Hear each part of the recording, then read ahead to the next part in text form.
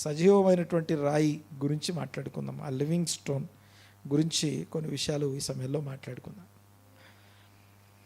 దేవుని వాక్యాన్ని మనం ధ్యానం చేస్తున్నప్పుడు గుర్తుపెట్టుకోవాల్సిన విషయం ఏంటంటే, దేవుని వాక్యాన్ని మనము ధ్యానం చేస్తున్నప్పుడు,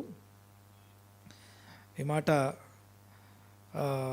చాలాసార్లు విన్నాము, మరొకసారి రిపీట్ చేస్తాను. వాక్యాన్ని మనం ధ్యానించేటప్పుడు మనము బైబిల్ని స్టడీ చేయట్లేదు, కానీ బైబిల్ మనల్ని స్టడీ చేస్తుంది. వాక్యాన్ని మనం స్టడీ చేయట్లేదు, కానీ వాక్యమే మనల్ని స్టడీ చేస్తుంది. ఎందుకంటే రెండంచులు గల ఎటువంటి ఖడ్గము కంటే వాడి అయిన దేవుని వాక్యము ప్రాణాత్మలను విభజించునంత మట్టుకు దూరుచు హృదయం యొక్క తలంపులను ఆలోచనలను పరిశోధిస్తుంది. ఎవరెవరిని పరిశోధిస్తున్నారు? వాక్యాన్ని మనం పరిశోధిస్తున్నామా? వాక్యం నన్ను పరిశోధిస్తుందా? వాక్యమే నన్ను పరిశోధిస్తుంది. ఆ వాక్యం నన్ను పరిశోధించినట్లుగా ఆ వాక్యం యొక్క ఆ యొక్క వాక్య ఉదకము, వాక్యం యొక్క ఆ ఫ్లో కిందికి వచ్చి కూర్చోవడమే. అక్కడ కూర్చున్నప్పుడు ఆ వాక్యము మన హృదయాల్ని సంధించి మన తలంపులను ఆలోచనలు పరిశోధిస్తూ ఉంది. ఇది ప్రాముఖ్యమైనటువంటి విషయం. తర్వాత ఇక ఈరోజు వాక్యాన్ని మనం చూస్తే, అందులో మనుష్యుల చేత విసర్జింపబడిన దేవుని దృష్టికి ఏర్పరచబడినదియునైనా అమూల్యమునైన సజీవమగు రాయి. ఈ రాయి ప్రభువైన యేసుక్రీస్తు. దేవునికి స్తోత్రం కలుగునుగాక. యేసు ప్రభువును ఒక రాయిలాగా మాట్లాడబడుతుంది. రాయి అనే మాటకి హీబ్రూ భాషలో ఎబెన్ అంటాం. అనండి ఒకసారి మాట. ఎబెనెజర్ అంటారు కదా. ఎబెనెజర్ అంటే, ఎజర్ అంటే, ఎబెన్ అంటే రాయి, ఎజర్ అంటే సహాయం. ఓకే, అంటే సహాయపు రాయి అని అర్థం. ఎబెనెజర్ అంటే పేరుకి అర్థం ఏంటి? సహాయపు రాయి అన్నమాట. సో ఈ రాయి ఏంటిది? ఈ రాయి ఎలాంటి రాయి? ఎవరి రాయి? అసలు ఈ రాయికి మనకి సంబంధం ఏంటి? ఆ రాయి గురించి మాట్లాడిన తర్వాత ఇంకేం మాట్లాడుతున్నాడంటే, ఇంకే విషయాలు మనకు చెప్పబడుతున్నాయంటే గమనించండి ఒకసారి. మీరు కూడా సజీవమైన రాళ్ళలాగా ఉన్నారు అంటాడు. మనం కూడా సజీవమైన రాళ్ళ వలె ఉండి ఆ రాళ్ళతో ఏం చేస్తారట? సజీవమైన రాళ్ళ వలె ఉండి ఆత్మ సంబంధమైన మందిరముగా కట్టబడుచు ఉన్నారు. ఓకే, ఇక్కడ రాయి అనే టాపిక్, మందిరము అనే టాపిక్, తర్వాత ఆ రాయి మందిరము అనే ఈ రెండు కలిసిన ఒకే ఒక సందర్భం, ప్రారంభ సందర్భం. అది మొదలైనటువంటి సందర్భం దగ్గర నుంచి మనం మాట్లాడుకుంటూ రావాలి. వీటన్నిటి గురించి వివరణ మనకు తెలిసి ఉండాలి. ఎందుకంటే ఏదైనా బైబిల్లో ఒక పదం కానీ ఒక అంశం కానీ మెన్షన్ చేయబడిందంటే ద లా ఫస్ట్ మెన్షన్ అంటాం. అది మొదటిసారి ఎక్కడ మెన్షన్ చేయబడిందో, ఆ మొదటిసారి మెన్షన్ చేయబడ్డప్పుడు దాని చుట్టూ ఏ విషయాలు ఉన్నాయో వాటన్నిటిని బేస్ చేసుకొని వాటన్నిటి యొక్క కొనసాగింపు చివరి వరకు ఉంటుంది. అది చాలా విషయాలకి మనకు జవాబిస్తుంది అనమాట. ఉదాహరణకి బైబిల్లో ప్రేమించడం ఎలాగా అన్నాం అనుకోండి, వాట్ ఈజ్ లవ్ అన్నాం అనుకోండి. వాట్ ఈజ్ లవ్ అంటే బైబిల్లో ఫస్ట్ టైం లవ్ అనే వర్డ్ ఎక్కడ రాస్తుంది? ఫస్ట్ లవ్, మొదటిసారి లవ్ అనే వర్డ్ ఎక్కడ రాస్తుంది? ఆదికాండము 22వ అధ్యాయంలో రాస్తుంది. ఎవరిని ప్రేమిస్తున్నారు అక్కడ? అబ్రహాము ఇస్సాకును ప్రేమిస్తున్నాడు. అబ్రహాము ఇస్సాకును ప్రేమించే ప్రేమ మొదటిసారి ప్రేమ అనే వర్డ్ వాడారు అక్కడ. అంతవరకు అంటే 22 అధ్యాయాల దాకా ఒక్కసారి కూడా లవ్ అనే వర్డ్ లేదు. అర్థమవుతుందని మాట్లాడేది చూడండి ఒకసారి. అంటే ఆరాధన అనే పదం కూడా మొదటిసారి ఎక్కడ ఉందో తెలుసా? ఆరాధన, వర్షిప్ అనే పదం కూడా మొదటిసారి ఎక్కడ ఉందో తెలుసా? అదే జెనసిస్ 22లోనే ఉంది. అబ్రహాము ఇస్సాకును అర్పించడానికి వెళ్ళేటప్పుడు ఇదిగో మేము పైకి వెళ్ళి మ్రొక్కి వస్తామని తెలుగులో రాస్తుంది, ఇంగ్లీష్లో వర్షిప్ అని రాస్తుంది. అంటే దేవునికి వర్షిప్, దేవుణ్ణి ఆరాధించాలంటే సజీవ యాగంగా తను తాను అర్పించుకోవటం ద్వారా దేవుణ్ణి ఆరాధిస్తాడు తప్ప అంతకు మించిన ఇది సేవ, యుక్తమైనటువంటి సేవ, ద బెస్ట్ వర్షిప్ అది. అయితే గమనించండి ఒకసారి. అలాగే ద లా ఫస్ట్ మెన్షన్ ప్రకారం ఈ రెండు పదాలు రాయి మరియు ఆ యొక్క మందిరము అనే రెండు మాటలు ఫస్ట్ టైం దేవుని మందిరము అనేది బైబిల్లో మనకు కనపడే మొట్టమొదటి స్థలం ఎక్కడ? ఆదికాండం 28వ అధ్యాయంలో ఉంది. ఆదికాండం 28వ అధ్యాయంలో ఒక రాత్రి యాకోబు అక్కడ పడుకొని, ఎక్కడ పడుకున్నాడంటే తెలుగులో మనకి బేతేలు అని రాస్తుంది. యాక్చువల్గా బేతేల్ అనేది పేరు పెట్టిన తర్వాత బేతేల్, అది యాక్చువల్గా ఎక్కడైతే అబ్రహాము ఇస్సాకును బలర్పించాడో అదే స్థలంలో పడుకున్నాడు ఆయన. అదే స్థలానికి చేరుకున్నాడు. అక్కడికి వెళ్ళాలని కావాలని వెళ్ళాడు, అక్కడికి ఆ స్థలానికి కావాలని చేరుకున్నాడు. దానికి చాలా కారణాలు ఉన్నాయి, చాలా విషయాలు ఉన్నాయి. అయితే ఆ స్థలానికి అనగా ఎక్కడైతే నేను చూపించు చోట నీ కుమారుడు, నీ ఒక్కగానొక్క కుమారుడు నీవు ప్రేమించు కుమారుని అర్పించు అని చెప్పి అబ్రహాముకు చెప్పాడో, ఎక్కడైతే అబ్రహాము ఆ కుమారుని అర్పించడం కోసం తన కత్తి పైకెత్తాడో అదే స్థలంలోకి ఇప్పుడు యాకోబు వచ్చాడు. యాకోబు వచ్చి ఆ రాత్రి అక్కడ పడుకున్నాడని ఉంది. పడుకునేటప్పుడు ఆయన చేసిన పని ఏంటంటే, అక్కడ ఉన్నటువంటి రాళ్ళలో, తెలుగు బైబిల్ ప్రకారం అక్కడ ఉన్నటువంటి రాళ్ళలో ఒకదానిని తన తలగడగా చేసుకొని పడుకున్నాడని రాస్తుంది. పడుకున్నప్పుడు ఏం జరిగింది? కల వచ్చింది. ఆ రాత్రి కలలో ఆయన ఏం చూస్తాడు? ఒక గొప్ప నిచ్చెనను చూస్తాడు. ఒక ఆకాశానికి భూమికి కలిపి ఉంచే ఒక నిచ్చెన చూస్తాడు. నిచ్చెన ఒక కొన భూమి మీద ఉంది, ఇంకో కొన ఆకాశంలో దేవుని ఎదుట ఉంది. తర్వాత దేవుని స్వరం యాకోబుతో మాట్లాడడం విన్నాడు. అబ్రహాముతో ఏ వాగ్దానం అది చేశాడో అదే వాగ్దానం యాకోబుకి చేయబడుతుంది. ఏంటో వాగ్దానం అంటే, ఇదిగో నేను నీ సంతానాన్ని విస్తరింపజేస్తాను, నీ సంతానం నందు సకల వంశములు అంటుకట్టబడి లేదా దీవించబడును అనే మాట మనకు తెలుగు బైబిల్ ప్రకారం రాస్తుంది. అయితే విషయం ఏంటంటే, అబ్రహాంకి ఏ వాగ్దానం చేయబడిందో సేమ్ వాగ్దానం ఇస్సాక్కి చేయబడింది. ఈ వాగ్దానం గురించి మెన్షన్ చేసిన తర్వాత తెల్లవారు లేచాడు ఆయన నిద్ర తెలిసి లేచి ఏమన్నాడు? ఆయన మొదట ఇది నిశ్చయముగా పరలోకపు గవిని అన్నాడు. తర్వాత భయంతో ఇంకో మాట అన్నాడు, ఏంటంటే ఇది దేవుని మందిరమే కానీ ఇంకొకటి కాదు అంటాడు. మొదటిసారి ద టెంపుల్ ఆఫ్ గాడ్ అనే పదం ఫస్ట్ టైం మెన్షన్ చేయబడ్డ స్థలం అది, దేవుని మందిరం అనండి ఒకసారి మాట, ఇంకోసారి గట్టిగా, దేవుని మందిరము అనే మాట మొదటిసారి బైబిల్లో రాయబడిన సందర్భం అది.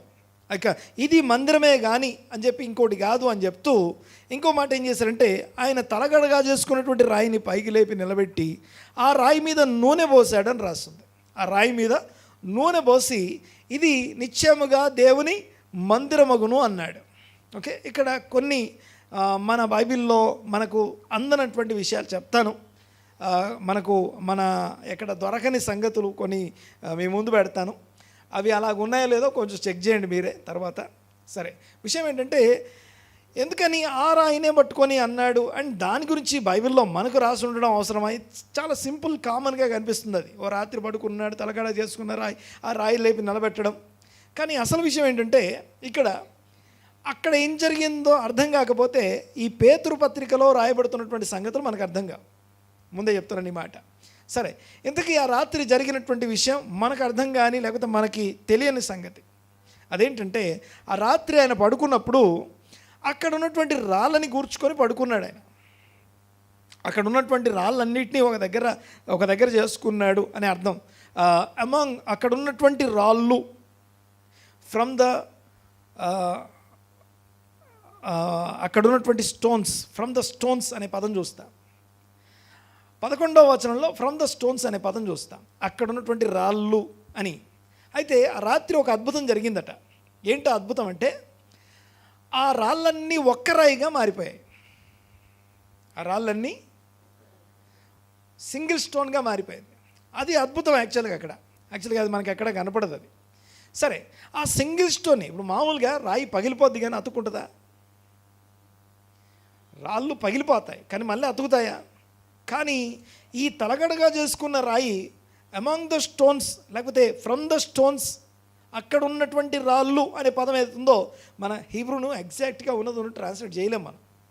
అక్కడ ఉన్నటువంటి సంగతిని ఈవెన్ ఇంటర్ప్రిట్ కూడా మనం చేయలేము యాక్చువల్గా. అయితే విషయం ఏంటంటే, అక్కడ ఉన్నటువంటి రాళ్ళని, ఆ రాళ్ళన్నీ ఆయన తల కింద పెట్టుకున్నప్పుడు వాటన్నిటిని దగ్గరగా చేసినప్పుడు తెల్లవారేసరికి ఆ రాళ్ళన్నీ కూడా ఒక్కటిగా మారాయి.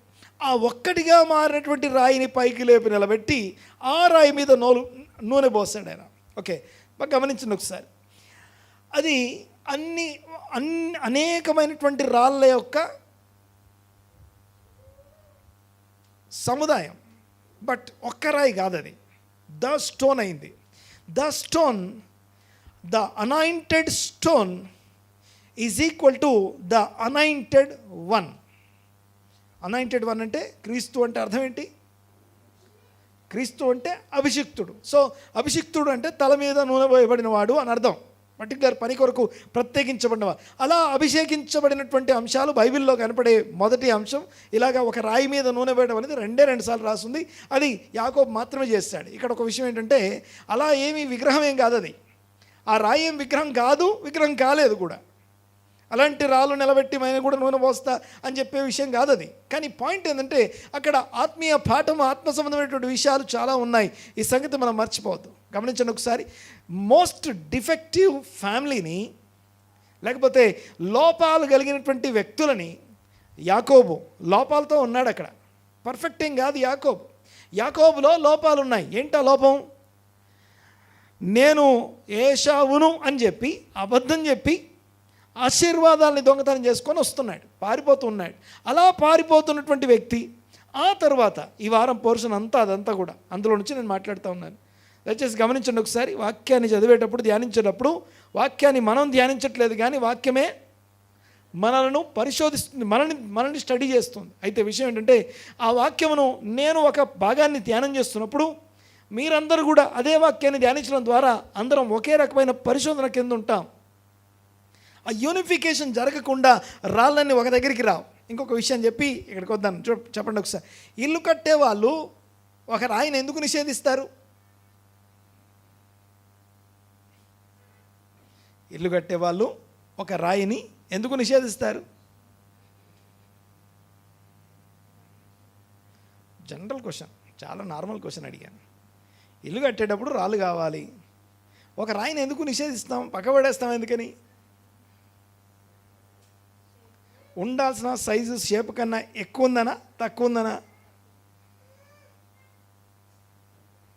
ఎక్కువ ఉంటే ఏం చేస్తారు? కట్ చేస్తాం. తక్కువ ఉంటే ఏం చేస్తాం? పడేస్తాం. షేప్ కన్నా సైజు కన్నా తక్కువ ఉంది కనుక నిషేధించబడుతుంది. అలాంటి నిషేధించబడినటువంటి రాళ్ళన్నీ ఒక దగ్గరికి చేరి ఒక్క మందిరంగా ఏర్పడుట. దేవునికి స్తోత్రం, హల్లెలూయా. రైట్, చూడండి ఒకసారి. అంటే యాకోబు కుటుంబాన్ని మీరు చూస్తే జలస్ ఉంటుంది, లేకపోతే ఏమంటామంటే అసూయ, ద్వేషం, తర్వాత అన్ఫర్గివ్నెస్ ఉంటుంది. తర్వాత ఒక 3 పాయింట్లు చెప్తాను, వినండి ఒకసారి. Number 1, focus on God. దేవుని మీద ఫోకస్ చేయకపోవడం ఒక సమస్య. 2, ఫోకస్ దేవుని మీద ఉండకపోవడం మొదటి సమస్య. రెండో సమస్య, ప్రయారిటైజ్ అనగా దేవునికి ప్రయారిటీ ఇవ్వకపోవడం రెండో సమస్య. ఈ రోజుకి కూడా దేవునికి ఒక ప్రయారిటీ, ఒక ప్రయారిటైజ్డ్ టైం, సీజన్, లేకపోతే ఒక ప్రత్యేకించకపోవడం రెండో సమస్య. మూడో సమస్య ఏంటది? మూడోది ఏం చెప్పాను? మొదటిది ఫోకస్, రెండోది ప్రయారిటీ, మూడోది గ్రాటిట్యూడ్ లేకపోతే కంటెంట్మెంట్ అంటాం.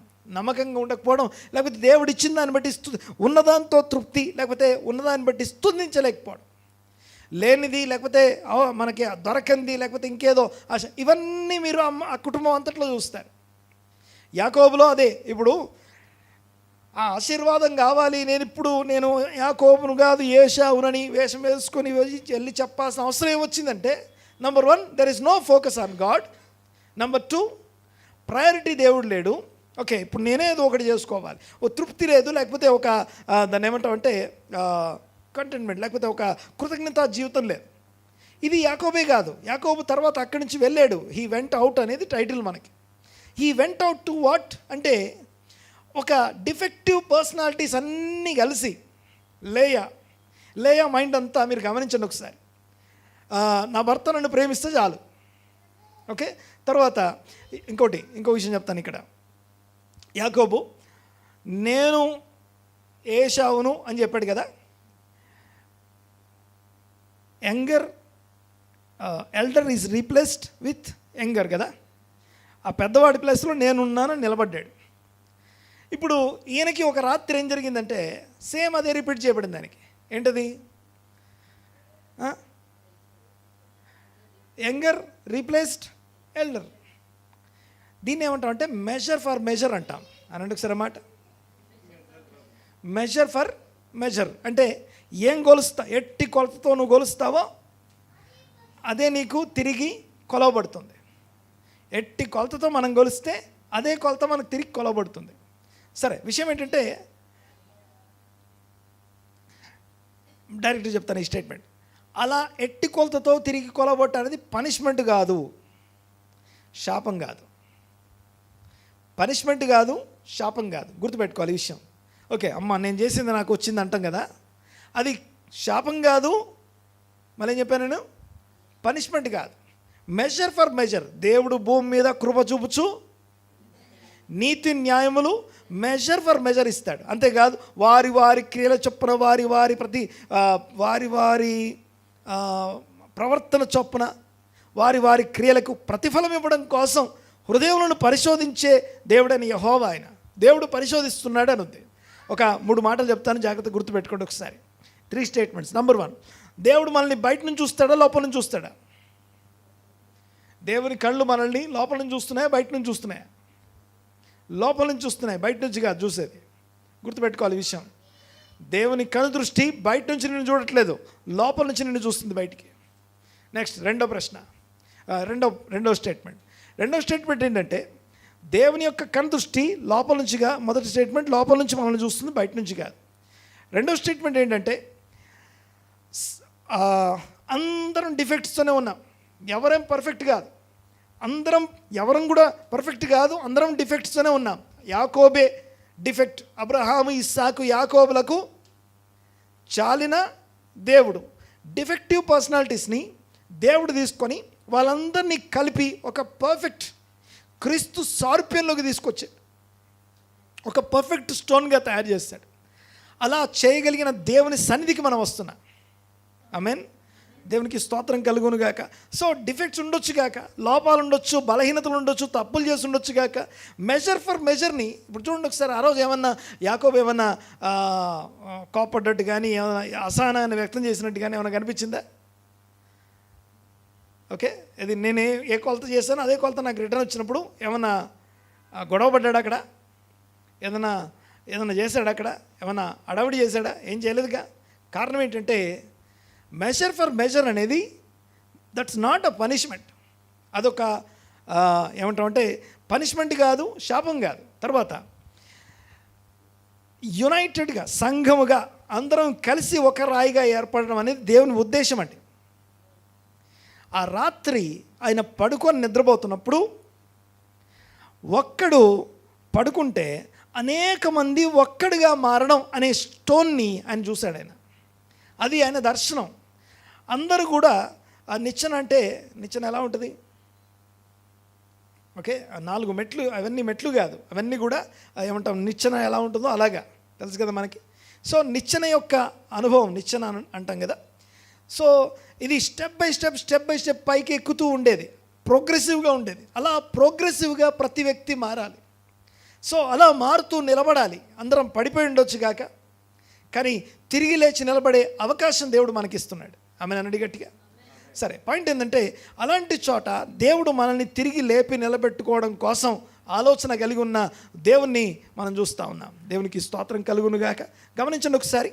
సో డిఫెక్టివ్ పర్సనాలిటీస్, ఒకసారి అక్కడ ఉన్నటువంటి పర్సనాలిటీస్ గురించి, జస్ట్ అక్కడ ఉన్నటువంటి లైఫ్ స్టైల్ గురించి మీకు కొన్ని జ్ఞాపకం చేస్తాను. నెంబర్ 1, యాకోబు. ఎక్కడి నుంచి ఎక్కడికి వచ్చాడు ఆయన? ఎలాంటి స్థితి నుంచి ఎలాంటి స్థితికి వచ్చాడు? మోసం చేసి నేను ఏషావును అని చెప్పుకొని వచ్చాడని మాట్లాడుకున్నాం. ఇప్పుడు సేమ్ ఆయనకి అదే రిపీట్ చేయబడింది. ఏం రిపీట్ చేయబడింది? ఇదిగో రాహేలు అని చెప్పి లేయాని ఆయనకి ఇచ్చి పెళ్లి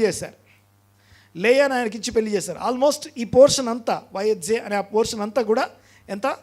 almost more than 20 years life. అది 20 years స్పాన్లో యాకోబు జీవితంలో ఏం జరిగిందో తెలియజేసే పాఠాలు. సో దానికి ఈ పేతురు పత్రికలో ఉన్నటువంటి రాయికి ఉన్నటువంటి సంబంధాన్ని మనం మాట్లాడుకుంటా ఉన్నాం. అంటే అక్కడ ఉన్నటువంటి రాళ్ళన్నీ కలిసి ఇల్లు కట్టువారు నిషేధించిన రాయి మూలకు తలరాయి అయింది. ఓకే, నిషేధించే రాయి ఎప్పుడు నిషేధించబడుతుందంటే డిఫెక్టివ్ స్టోన్ అని దేన్ని పిలుస్తాం? ఓకే, ఉండాల్సిన షేప్ కన్నా, ఉండాల్సినటువంటి దాని లిమిటేషన్స్ కన్నా ఎక్స్ట్రా ఉంటే డిఫెక్టివ్. దాన్ని ఏం చేయొచ్చు? షేప్ చేయొచ్చు. కానీ ఉండాల్సిందన్న తక్కువ ఉంటే దాన్ని పక్కకు పడేస్తాం. దాన్ని నిషేధించిన రాయి అంటాం. అలాంటి నిషేధించిన రాళ్ళు అన్నీ కలిసి ఒక్క రాయిగా ఫామ్ అయి యేసు ప్రభు అనబడుతున్నటువంటి ఒక స్టోన్ లాగా నిలబడిపోయిందట. ఇల్లు కట్టిన వారు నిషేధించిన రాయి మూలకు తలరాయి ఆయను. ఆ రాత్రి ఆయన పడుకున్నప్పుడు మామూలుగా అయితే రాళ్ళు ముక్కలై చెల్లాచెదురవుతాయి. కానీ ఆ రాత్రి ఆయన తల కింద ఉన్నటువంటి రాళ్ళు అన్నీ కలిసి ఒక్క రాయిగా మారాయట. ఒక్క రాయిగా మారినటువంటి ఆ ఒక్క రాయి అనే అద్భుతాన్ని ఆయన చూసి దాన్ని లేపి నిలబెట్టి దాని మీద నూనె పోసి నిశ్చయముగా ఇది దేవుని మందిరము అన్నాడు. దేవుని మందిరము అని దేన్ని అంటాం? ఓకే, ఏది ఆ పైన దేని మీద ఆయిల్ పోయబడుతుంది? సరే, జాగ్రత్త గమనించండి ఒకసారి. దీన్ని గురించే ఇంకో చోట మీకు జ్ఞాపకం చేస్తాను. 133వ కీర్తన మనందరికీ బాగా తెలిసినటువంటి కీర్తన. సహోదరులు ఐక్యత కలిగి నివసించుట ఎంత మేలు, ఎంత మనోహరం. సహోదరులు ఐక్యత కలిగి నివసించుట ఎంత మేలు, ఎంత మనోహరమైన స్థలమట. స్థలాన్ని పొగుడుతున్నాడు అక్కడ. సహోదరులు అనట్లేదు, ఏమంటున్నాడు? స్థలాన్ని. సహోదరులు ఐక్యత కలిగి నివసించుట ఎంత మేలు, ఎంత మనోహరం. ఆ ప్లేస్ మనోహరంగా ఉంటుందట. అక్కడ అందరూ కలిసి నివసిస్తారు. అంటే ఈ రాయిలాగా అన్నమాట. అయితే విషయం ఏంటంటే, దాన్ని నెక్స్ట్ ఇంకొక సినారియో అనగా ఇంకొక ఎగ్జాంపుల్ని మాట్లాడుతూ ఏమంటాడంటే, అది అహరోను తల మీదుగా పోయబడి గడ్డం మీదుగా కారి అంగీ అంచుల వరకు దిగజారిన పరిమళ తైలం వలె ఉన్నది అంటాడు. గమనించండి ఒకసారి. ఆ మాటకు అర్థం ఏంటంటే, ఎవరి మీద పోశారు అక్కడ? అహరోను తల మీదుగా ఆ నూనె పోసింది ఎవరు? ఆయన తమ్ముడైన మోషే పోశాడు.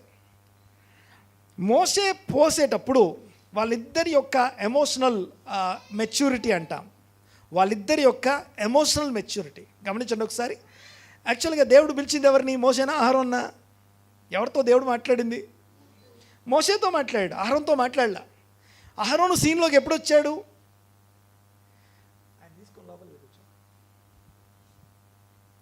ఓకే, చూడండి ఒకసారి.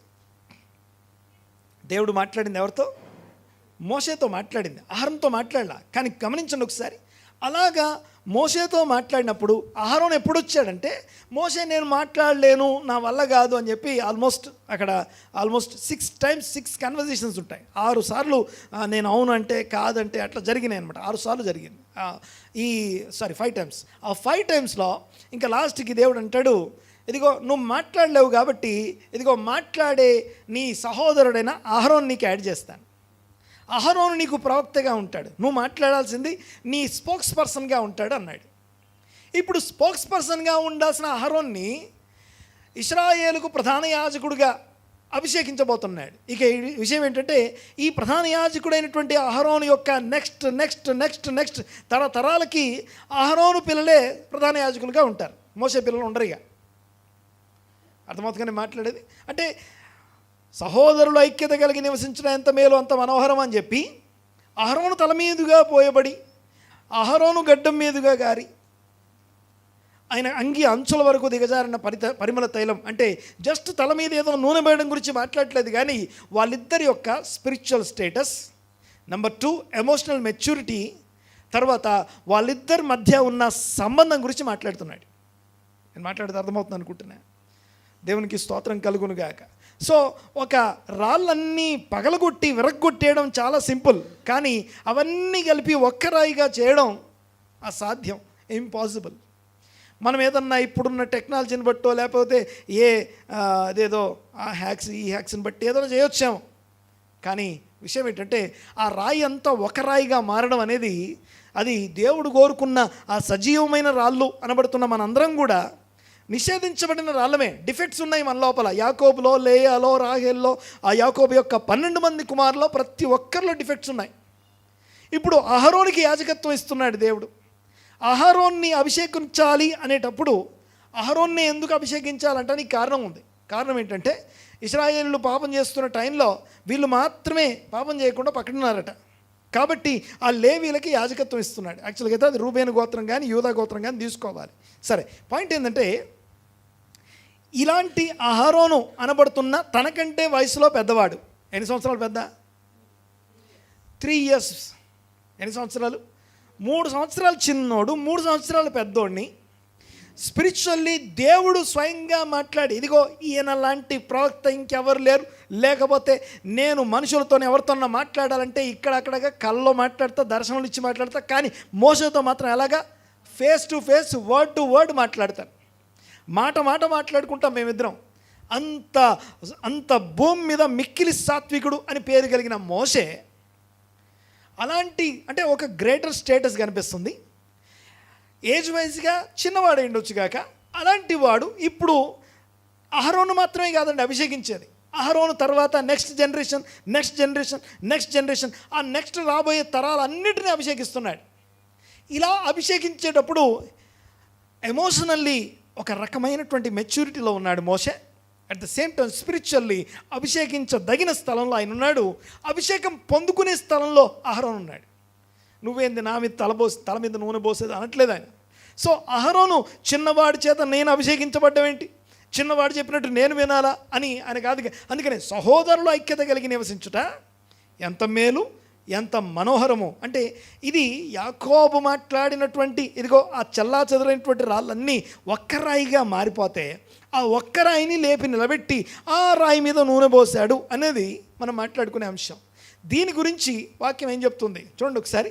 ఆ అందరం కలిసి ఒక్కరాయిగా మారడం, ప్రతి ఒక్కరిలో డిఫెక్ట్స్ ఉన్నాయి, ప్రతి ఒక్కరిలో సమస్యలు ఉన్నాయి. సో అలాంటి సమస్యాత్మకమైనటువంటి అహరోను కావచ్చు, మోషే కావచ్చు, బైబిల్ ఎప్పుడు కూడా పర్ఫెక్ట్ పీపుల్ గురించి మాట్లాడట్లేదు, పర్ఫెక్షన్స్ కలిగినటువంటి వ్యక్తుల గురించి మాట్లాడట్లేదు. అబ్రహాం, ఇస్సాకు, యాకోబులకు చాలిన దేవుడు అంటే అబ్రహాం, ఇస్సాకు, యాకోబుల్లో ఉన్నటువంటి డిఫెక్ట్స్ ఒక పక్కన ఉంటే వాళ్ళందరూ కలిసి క్రీస్తును పోలి నడుచుకున్నారట. వాళ్ళందరూ ఎవరిని వెంబడించారట? క్రీస్తును అనండి ఒకసారి. అబ్రహాం, ఇస్సాకు, యాకోబులు క్రీస్తును వెంబడించారు, వాక్యమై ఉన్న క్రీస్తును వెంబడించారు. ఆ క్రీస్తును వెంబడించడానికి వాళ్ళకి ప్రత్యక్షత, వాక్య ప్రత్యక్షత వాళ్ళకు ఉంది. ఎవరికీ లేని ప్రత్యక్షత వాళ్ళు అనుభవిస్తూ వాళ్ళు ఆ డిఫెక్టివ్ పర్సనాలిటీస్, ఫ్యామిలీస్ అన్నీ కలిసి ఒక్క ఫ్యామిలీ గాను, మరియు కన్వర్షన్ అంటాం దాన్ని, అనగా సోల్ కన్వర్షన్, అనగా అంతరంగంలో రూపాంతరం అంటాం. చూడండి ఒకసారి రోమపత్రిక 12వ అధ్యాయంలో 2-3 వచనాలు ఈ మాట రాస్తుంది. కాబట్టి సహోదరులారా, చదవండి ఒకసారి మొదటి నుంచి.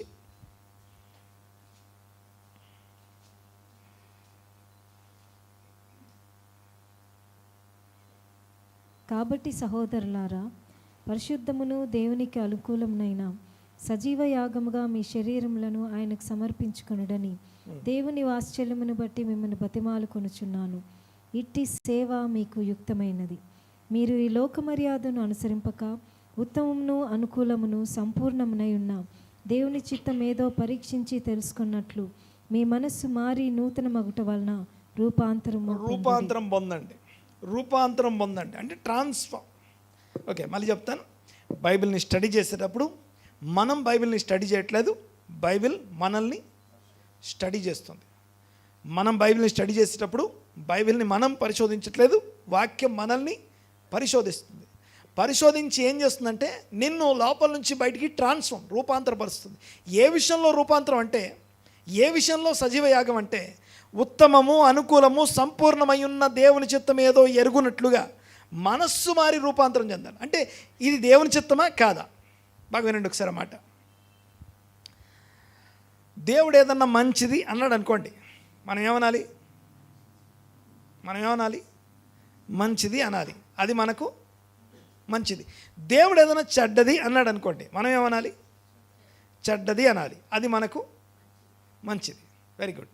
ఓకే, సో కన్ఫ్యూజ్ అవుతామని. దేవుడు మంచి అంటే మంచేదో చెడేదో ఎవరు డెసిషన్ తీసుకోవాలి? దేవుడు డెసిషన్ తీసుకోవాలి. అయితే వీళ్ళు మిస్ అయినటువంటి 3 విషయాలు జ్ఞాపకం చేస్తాను మొదట, తర్వాత ఈ రాయి గురించి మాట్లాడుకుందాం. ఎవరు యాకోబు కుటుంబంలో ఉన్నటువంటి మిస్ అయినటువంటి పాయింట్స్ మాట్లాడుకుందాం. 3 విషయాలు. నెంబర్ 1, ఫోకస్ మిస్ అయ్యారు.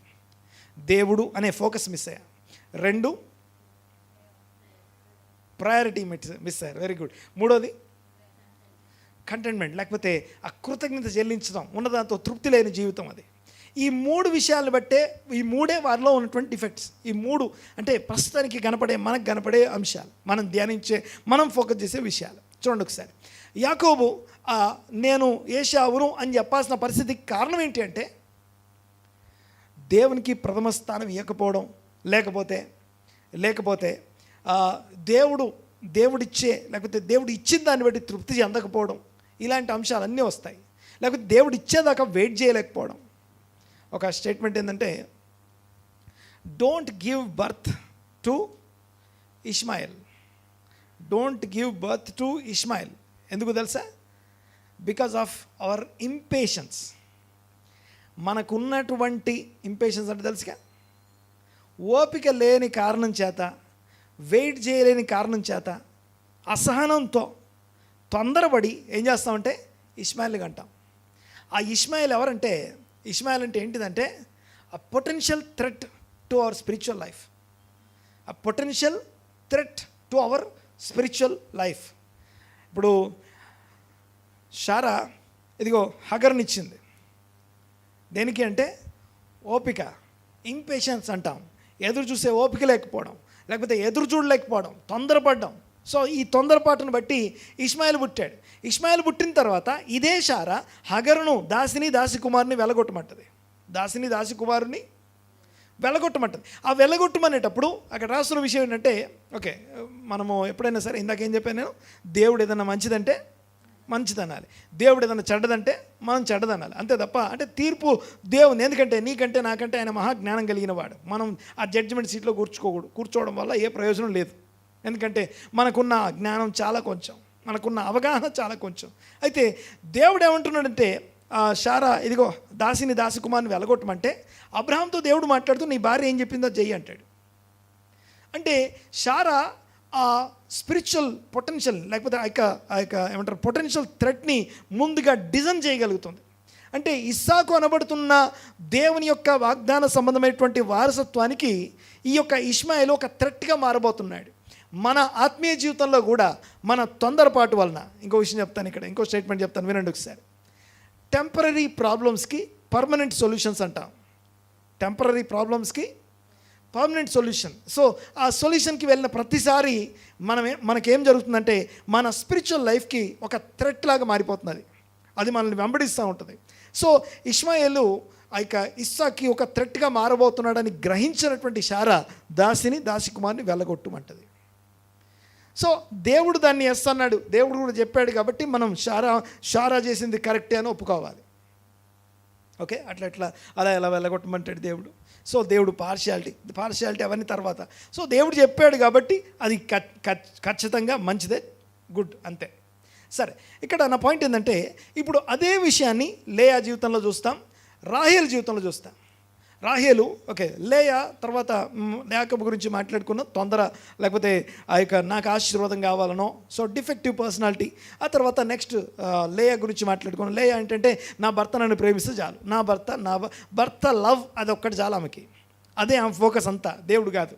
కానీ తను ఇలాంటి డిఫెక్టివ్ పర్సనాలిటీస్ అన్నీ లాస్ట్కి ఎండ్ అయిన ప్లేస్ ఎక్కడ తెలుసా? వాళ్ళ ఫోకస్ అంతా దేవుని వైపు తిరిగిపోయింది. లేయా 4వ కుమారునికి అన్నప్పుడు ఏమన్నా తెలుసా? ఇక నేను దేవుణ్ణి స్తుతించదను, యూదా అని పెట్టేసింది. అంటే అప్పటిదాకా రూబెన్ అంటే నా భర్త నన్ను చూస్తే చాలు, నా భర్త నా మాట వింటే చాలు, షిమ్యోన్, నా భర్త నాతో హత్తుకొని ఉంటే చాలు, లేవి. అంటే నా భర్త నన్ను చూస్తే, నా భర్త నన్ను వింటే, నా భర్త నన్ను హత్తుకొని ఉంటే, వీటి మీదే ఉంది తన ఫోకస్ అంతా. కానీ చివరికి 4వ కుమారుడు పుట్టాక ఏమన్నా తెలుసా? ఇప్పుడు నేను దేవుణ్ణి స్తుతిస్తాను. సో 4 పుట్టిన తర్వాత ఇప్పుడు రాహేలు ఏం చెప్పాను నేను ఇందాక, ఇంపేషన్స్ అనేది ఇష్మాయిల్ని అంటది. ఇక్కడ కూడా అదే విషయం చూస్తాం. రాహేలు ఏమంటారంటే బిల్హాన్ ఇస్తుంది. దానికి కారణం ఏంటంటే, సో అక్కడైతే మనకి ఇష్మాయిల్ లేదు కానీ, ఇష్మాయిల్ పుట్టలేదు కానీ, పాయింట్ ఏంటంటే, అలాంటి పర్సనాలిటీ ఇదే రాహేలు దేవునికి ఇష్టురాలుగా మారిపోయింది. ఈ లేయా దేవునికి ఇష్టమైన సంతానంగా మారిపోయింది, ఇష్టమైనటువంటి తల్లిగా మారిపోయింది. ఈ లేయా కడుపున పుట్టిన యూదాకి దేవుడు రాజరికం ఇచ్చి, ఇదిగో మెస్సయ్య క్రీస్తు యూదా గోత్ర సింహము అని పిలువబడే అంత ఆ యూదా గోత్రాన్ని కన్న తల్లిగా లేయా మిగిలింది. She is always focused on temporary things. అప్పుడున్న నా ఫ్యామిలీ, నా భర్త ప్రేమ, ఇదే. ఇలాంటి పర్సనాలిటీ ఎలా మారిపోయిందంటే దేవుని కుమారుడైన యేసుక్రీస్తు యూదా గోత్ర సింహము అని అనిపించుకునే ఆ గోత్రాన్ని తయారు చేసింది, ప్రొడ్యూస్ చేసింది ఆ యొక్క లేయా. అంతేకాదు ఇక లేవి గోత్రం, యాజకత్వం జరిగించినటువంటి లేవి గోత్రానికి కూడా ఈ యొక్క లేయా అనే తల్లి. రాహేలుని చూడండి ఒకసారి. జలస్ అంటాం, అసూయ, ద్వేషం. ఏమంటే తెలుసా, నాకు పిల్లల్ని ఇవ్వు అంటే యాకోబు అంటాడు, నేనేమైనా దేవుని స్థానమందు ఉన్నానా అంటాడు. నేనేమైనా దేవుని స్థానమందు ఉన్నానా అంటే యాకోబు ఏం నమ్ముతున్నాడంటే, బైబిల్లో బాప్తిసం ఇచ్చే యోహాను ఒక స్టేట్మెంట్ అంటాడు. ఏమంటాడంటే, పరలోకమందున్న తండ్రి అనుగ్రహించింది భూమి మీద ఎవరు ఏది పొందలేరు. ఇవన్నీ నేను మాట్లాడేటప్పుడు ఇవన్నీ మనల్ని పరిశోధిస్తున్నాయి, మనల్ని అడుగుతున్నాయి. చాలాసార్లు మనం కూడా దేవుని మీద ఫోకస్ చేయలేని పరిస్థితి, ప్రయారిటీస్లో దేవునికి స్థానం ఇవ్వలేని పరిస్థితి, ప్రయారిటీస్లో దేవునికి ఒక స్థానం ఇవ్వలేకపోవడం, తర్వాత దైవికమైనటువంటి సంగతులకు స్థానం ఇవ్వకపోవడం. మూడవ విషయం ఏంటంటే ఆ యొక్క ఉన్న దాంతో తృప్తి లేక ఆ యొక్క ఇంకేదన్నా చేయాలనో లేకపోతే ఏదో ఆరాటం ఆత్రంతో వెళ్ళిపోవడం, వెయిట్ చేయలేకపోయే విషయం అది. సో కృతజ్ఞత చెల్లించే, ఉన్నదాన్ని బట్టి కృతజ్ఞత చెల్లించడం కన్నా, జరుగుతున్నటువంటి నీ చుట్టూన్న మంచి విషయాల కన్నా, నీ దగ్గర లేని, నీకు రాని, నీ చేతులు లేనటువంటి విషయాలను బట్టి, ఆ విషయాలన్నింటిని బట్టి ఏం చేస్తామంటే ఆ అసహనాన్ని, మన యొక్క అసమ్మతిని, అజిటేషన్ అంటాం, లేకపోతే ఏమంటాం మనకున్నటువంటి అవన్నిటిని వెలగక్కుతూ ఉంటాం. ఈ విషయాలన్నీ ఆ ఫ్యామిలీలో జరుగుతూ ఉన్నాయి.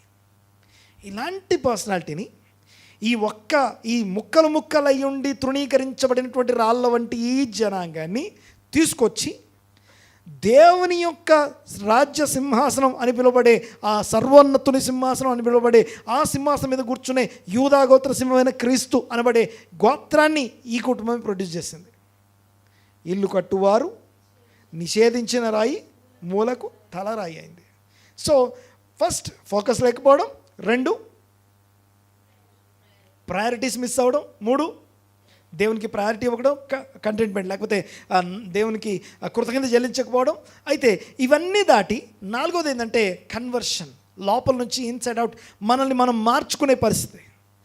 ఆ అబ్రహాం, ఇస్సాక్, యాకోబుల గురించిన స్టోరీని మనం ఏదో ఒక ఫ్యామిలీ స్టోరీ చదవట్లేదు, కానీ దేవుని రాజ్యం యొక్క పునాదులు చదువుతున్నాం. దేవుని రాజ్యం యొక్క పునాదులు చదువుతున్నాం. ఆ పాఠాలు ఇప్పటికీ మనతో మాట్లాడుతుంటాయి, ఇప్పటికీ మనకి హెల్ప్ చేస్తాయి. ఇంకా నేను ఎక్కడన్నా ప్రయారిటీస్, దేవునికి మొదటి ప్రయారిటీ ఇవ్వట్లేదా, లేకపోతే ఇంకా ఎక్కడన్నా ఆవేశపడుతూ, తొందరపడుతూ, ఇంపేషెంట్గా ఉన్నానా, అసహనంతో ఉన్నామా? చూడండి ఒకసారి. ఇవన్నీ కూడా మనకి మేలు కాదు కదా, మనకి ఏమాత్రం ఇవి మీకు తగవు అనే విషయాలు అవన్నీ కూడా మీకు సూట్ కావు, మీకు సెట్ అవ్వవు అనమాట. అయితే నా పాయింట్ ఏంటంటే, ఆ రాయి గురించి మాట్లాడుతూ దేవుడు మామూలుగా ఇందాకేం మాట్లాడుకున్నాం, యాకోబు లేపి నిలబెట్టాడు. అన్ని రాళ్ళు కలిసి ఒక్క రాయిగా మారిన రాయిని యాకోబు నిలబెట్టి నూనె పోసాడు అన్నది కదా. దీన్ని దేవుడు ఏమంటుండో చూడండి ఒకసారి. యెషయా గ్రంథం 28వ అధ్యాయం 16వ వచనం, ఐజయా 28:16.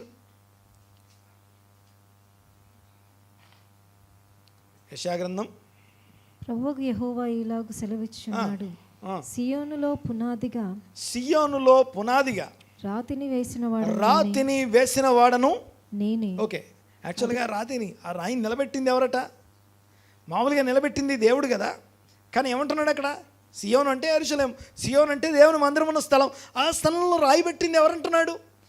ఎస్పెషల్లీ ఈ పాయింట్ రెఫరెన్స్ ఎక్కడికి వెళ్తుంది అంటే ఆదికాండం 28వ అధ్యాయం 18వ వచనానికి తీసుకెళ్తుంది. అంటే యాకోబు కదా నిలబెట్టింది అంటాం. నో, యాకోబు నిలబెట్టడం కంటే ముందే దేవుడు నిలబెట్టాడు. ఎలా నిలబెట్టాడంటే ఆ పగిలిపోయిన చల్లా చెదిరినటువంటి ముక్కలైనటువంటి రాళ్ళన్నీ కలిపి ఒక రాయిగా మార్చడం ద్వారా దేవుడు ఒక్కరాయిగా మార్చబోతున్నాను, ఇది నేను కోరుకునేది. చల్లా చెదురైపోయినటువంటి వాళ్ళందరినీ ఒకటిగా చేయాలి. యేసుక్రీస్తు శరీరము, సంఘము అనే ఒక శరీరం ఉంది.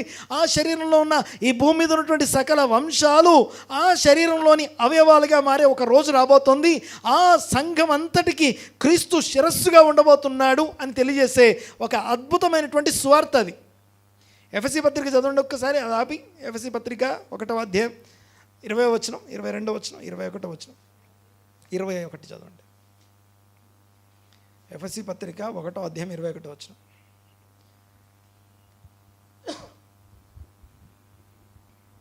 ఆయన బలాత్యం చేత క్రీస్తును మృతుల్లో నుండి లేపి సమస్తమైన ఆధిపత్యము కంటెను, అధికారము కంటెను, శక్తి కంటెను, ప్రభుత్వము కంటెను ఈ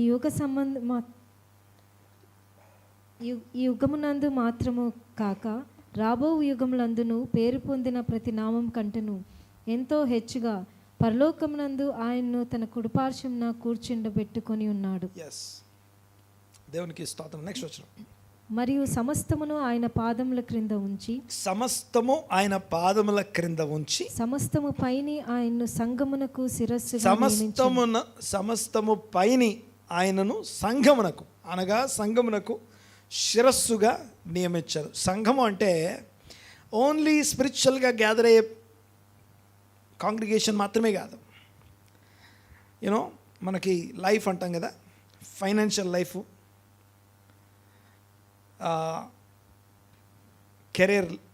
కెరియర్ అంటాం, లేకపోతే మన ప్రొఫెషనల్ లైఫ్, లేకపోతే ఫ్యామిలీ లైఫ్, మ్యారేజ్ లైఫ్, లేకపోతే మన ఎడ్యుకేషన్, ఇన్ని లైఫ్స్ ఉంటాయి కదా. వాటన్నిటిలో సంఘంలోకి ఏదో వస్తుందంటే ఓన్లీ స్పిరిచువల్ లైఫ్ ఒకటే వస్తుంది అనుకుంటా. కానీ వాక్యం ఏం చెప్తుందంటే సమస్తానికి క్రీస్తు శిరస్సు అయి ఉంటాడు. మాట్లాడింది అర్థమైంది అనుకుంటా. అంటే ఫైనాన్షియల్ లైఫ్కి ఇంకో శిరస్సు ఏమి ఉండదు, కెరీర్కి ఇంకో శిరస్సు ఏమి ఉండదు. సమస్తానికి పైగా అన్నిటికంటే పైన ఆయన హెచ్చింపబడి అన్నిటికీ శిరస్సు అయి ఉంటాడు. దేవునికి స్తోత్రం. తర్వాత గమనించండి ఒకసారి, ఆ శిరస్సు అయినటువంటి రాయి గురించి మాట్లాడుతూ యెషయా గ్రంథం 28:16 సియోనులో రాతిని 28:16 ప్రభువు యెహోవా ఇలాగ సెలవిచ్చున్నాడు, సియోనులో పునాదిగా రాతిని వేసినవాడని నేనే, యాకోబు కాదు, నేను వేశానని చెప్తున్నాడు. తర్వాత అది పరిశోధింపబడిన రాయి. ఆ రాయి ఏం రాయట? ఒకసారి అనాలన్నమాట. పరిశోధింపబడిన అంటే అర్థం ఏంటో తెలుసా? అందులో ఉన్నటువంటి సజీవమైనటువంటి రాళ్ళై ఉండి అన్నీ కలిసి అక్కడికి పోయి ఒక రాయిగా మారిపోయాయి కదా. ఆ రాళ్ళన్నీ కలిసి పరిశోధించబడుతున్నాయి. ఎలా పరిశోధించబడుతున్నాయి? ఆయన వాక్యము అనే వాక్యం చేత పరిశోధించబడుతున్నాయి. ఆ రాయి పరిశోధించబడిన రాయి, అన్ని రకాలుగా టెస్ట్ చేయబడినటువంటి రాయి అది. నెక్స్ట్, అమూల్యమైన తలరాయి, అది చాలా విలువైనటువంటి తలరాయి. తర్వాత బహుస్థిరమైన పునాది అది చూడండి ఒకసారి. ఒక్కసారి ఆ రాయి క్రీస్తు అనబడుతున్న బండ మీదకి మనం చేరుకున్నామంటే, క్రీస్తు అనే ఆ రాయిలోకి మనం చేరుకున్నామంటే, ఆ రాయి మీద మనం నిలబడం, క్రీస్తు అనే రాయిలో కలిసిపోతాం. మనమంతా కలిపి ఒక్కరాయిగా మారిపోతాం. ఆ ఒక్కరాయిగా మారామంటే స్థిరమైన రాయి, నోబడి, దాంట్లో నుంచి ఎవరు సపరేట్ చేయలేరు. ఆయన ప్రేమ నుండి ఉన్నవి రాబోవునవి ఏవి వేరు చేయలేమంటాడు. రోమీయులకు రాసిన పత్రిక 8:32 చూస్తే మనకు విరోధంగా మాట్లాడేది ఎవరు? లేకపోతే అవన్నీ మాట్లాడుతూ అంటాడు, ఖడ్గము, మరణము, తెగులు, వస్త్రహీనత, కరువు, క్షామము, ఇవి ఏవి ఉన్నవి రాబోనవి అని మరణం కూడా నిన్ను క్రీస్తు నుంచి సపరేట్ చేయలేదట. అంతగా క్రీస్తు అనబడుతున్న ఆ బండలో అన్ని రాళ్లలో సజీవమైన రాళ్ళ వల్ల ఉండి ఒక్క రాయిగా మారిపోయాం. ఆ ఒక్క రాయి నిలబెట్టి దాని మీద నూనె పోయడమే ఆ రాయే మందిరం. ఆ రాయినే ద హౌస్ ఆఫ్ గాడ్ అంటున్నాడు. దేవుడు ఎక్కడ 2-3 నా నామమున కూడి ఉందురో అనండి ఒకసారి మాట. కూడి ఉండడం అంటే జస్ట్ కూడుకోవడం కాదండి. కూడి ఉన్నామంటే వన్ అకార్డెన్స్, వన్ మైండ్, ఒక్క తాత్పర్యంలోనికి, ఒక్క అవగాహనలోకి, ఒక్క దాంట్లోకి వస్తుంది చూసారా. అక్కడ దేవుడు వచ్చి అక్కడ నిలబడదు, వారి మధ్య నేను ఉంటానంటాడు. అంటే వాళ్ళ ముగ్గురు అన్సపరేటబుల్ అన్నమాట. సపరేట్ చేయలేనంతగా వాళ్ళ ముగ్గురు ఒక్కరాయిగా మారిపోయారని అర్థం. ఆ 2-3 అనేది మినిమం ప్లూరాలిటీ. సరే, గమనించండి ఒకసారి. పాయింట్ ఏంటంటే, యెషయా గ్రంథం పరిశోధించబడిన రాయి, తర్వాత బహుస్థిరమైన రాయి. నోబడి, నిన్ను అందులో నుంచి ఎవరు సపరేట్ చేయలేరు. సో దానికోసం మనల్ని మనం పరిశోధించడం కోసం వాక్యం దగ్గరకు వస్తున్నాము. ఆ వాక్యం మనతో మాట్లాడుతూ ఉంది. ఆ వాక్యం మనల్ని సంధిస్తూ ఉంది. సంధించి నాలో ఉన్న లోపాలని నాకు ఎత్తి చూపిస్తూ ఉంది. ఇదిగో చూడండి ఒకసారి. 7 సంవత్సరాలు కష్టపడి పనిచేశాడు యాకోబు. ఎన్ని సంవత్సరాలు? 7 years. ఎవరి కోసం? రాహేల్ కోసం 7 సంవత్సరాలు పనిచేశాడు కదా. 7 సంవత్సరాలు పనిచేసిన తర్వాత రాహేల్ని గాక లేయానిచ్చి పెళ్లి చేస్తే ఎంత గొడవ చేయాలి, ఎంత గోల చేయాలి అక్కడ. ఏం చేయలేదు. ఎందుకు సైలెంట్గా ఉన్నాడు తెలుసా? పరలోకమందున్న తండ్రి అనుగ్రహిస్తే కానీ భూమి మీద ఎవరు ఏది పొందుకోలేరు. సో అందరికీ ప్రతిఫలం ఇచ్చే దేవుడే, మెజర్ ఫర్ మెజర్ దేవుడే నాకు ఇచ్చాడు అని చెప్పేసి తను ఏమంటారు సైలెంట్గా ఇంకొక 7 సంవత్సరాలు. ఇంతకీ లాభానికి ఎందుకు ఇంకొక 7 సంవత్సరాలు పని చేయించుకుందాం అనుకున్నాడు? ఫ్రీగా చేస్తాడనా? కొద్దిగా ఆన్సర్ చెప్పండి.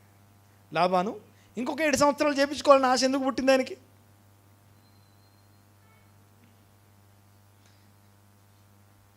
ట్రై చేయండి. లాభాను ఇంకొక 7 సంవత్సరాలు ఎందుకని?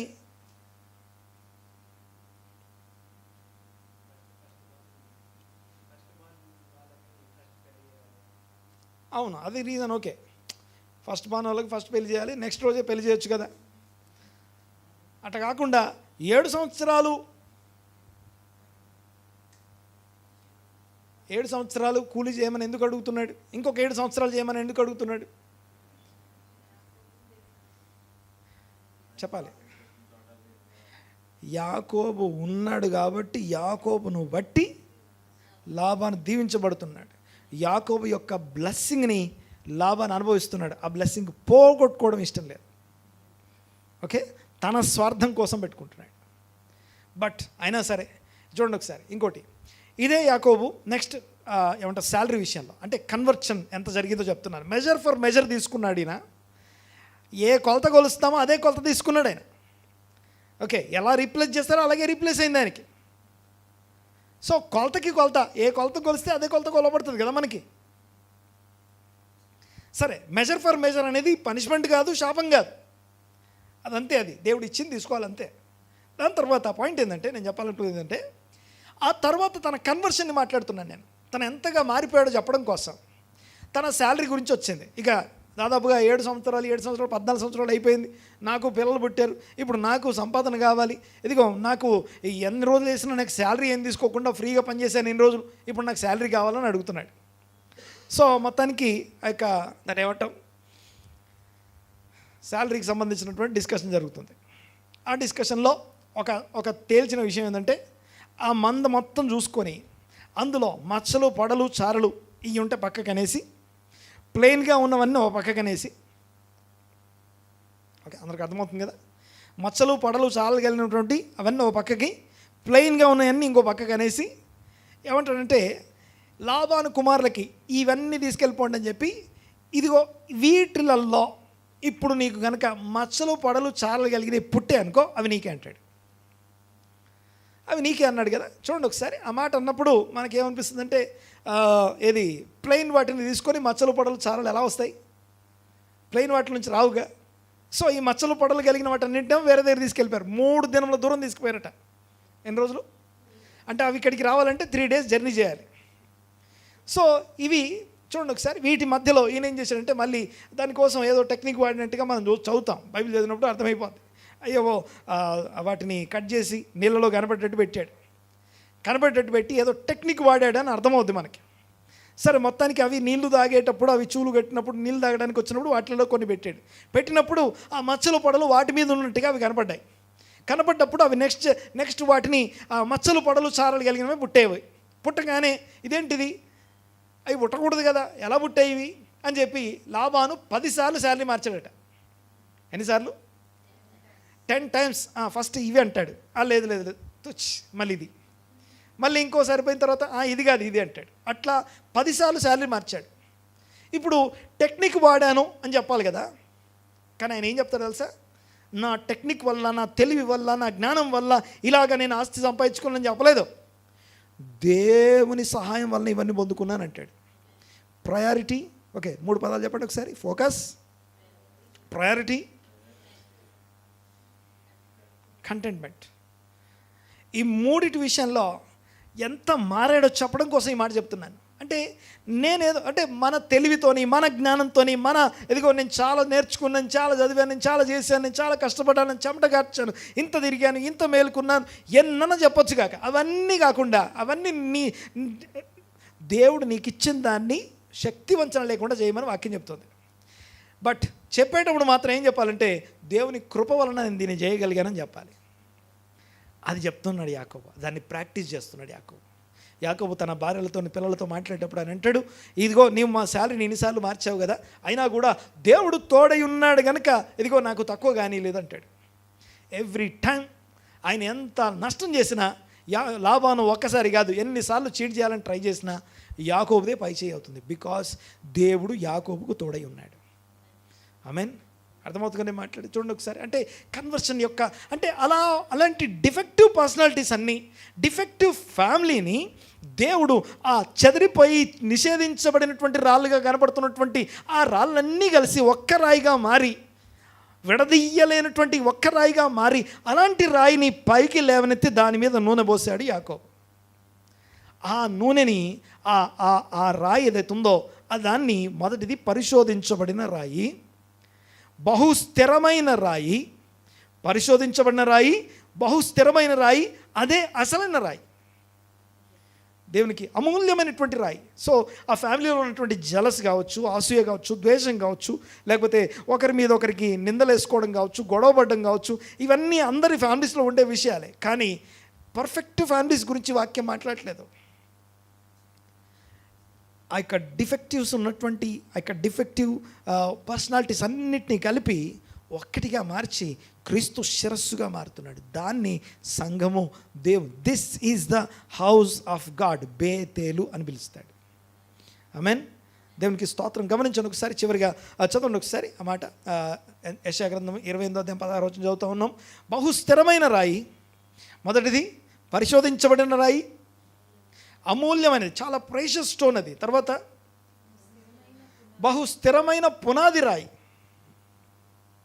మూలరాయి అయి ఉన్నది, విశ్వసించువాడు కలవరపడడు అనండి ఒకసారి అన్నమాట. ఎందుకు విశ్వసించువాడు కలవరపడడు అంటే విశ్వసించేవాడు ఆ రాయి మీద నిలబడట్లేదు, ఆ రాయిలో రాయి అవుతున్నాడు. ఆమేన్. నేను మాట్లాడేది అర్థమవుతుంది కదా. ఆ రాయిలో రాయి అవ్వట్లేదు ఆయన, రాయి మీద నిలబడట్లేదు ఆయన. విశ్వసించే వాళ్ళందరూ కూడా రాయిలో రాయి అయిపోతున్నాం, ఒక్క రాయిగా మారిపోతున్నాం.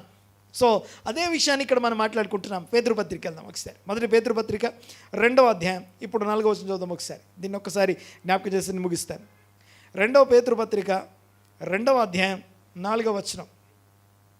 మనుష్యుల చేత విసర్జింపబడినను, మళ్ళొకసారి జ్ఞాపకం చేస్తాను. ఒక రాయిని ఎప్పుడు విసర్జిస్తాం? ఇల్లు కట్టేటప్పుడు. ఉండాల్సిన షేప్ కన్నా ఎక్కువ ఉంటేనేమో కట్ చేసి షేప్ చేసి అక్కడ పెడతాం, కానీ ఉండాల్సిన షేప్ కన్నా తక్కువ ఉంటే దాన్ని నిషేధిస్తాం. అలాంటి షేప్ తక్కువైనటువంటి వాళ్ళన్నింటినీ తీసుకొచ్చి దేవుడు ఒక్కరాయిగా మార్చాడు అనేది సారాంశం. తర్వాత చూడండి ఒకసారి.